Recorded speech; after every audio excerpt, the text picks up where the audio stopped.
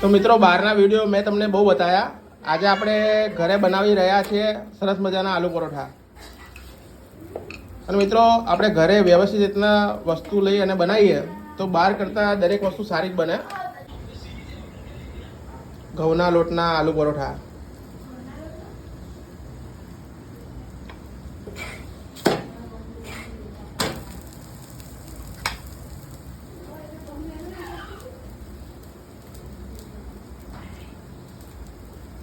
આજે રવિવાર છે અને રવિવારે આપણે ફૂલ ફેમિલી સાથે ઘરે બનાવી રહ્યા છે આલુ પરોઠા.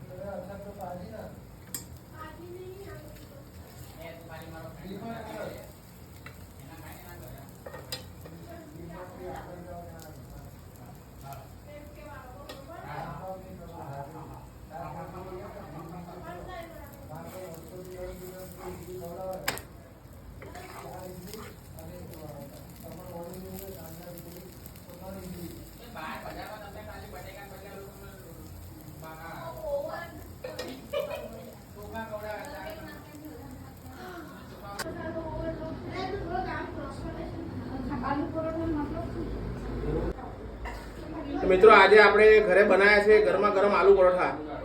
આલુ પરોઠા તમે જોઈ શકો છો, એકદમ ગરમા ગરમ ધુમાડો નીકળે છે. જો દહીં સાથે આપણે ખાશું, ટેસ્ટ કરશું, જોડે અથાણું.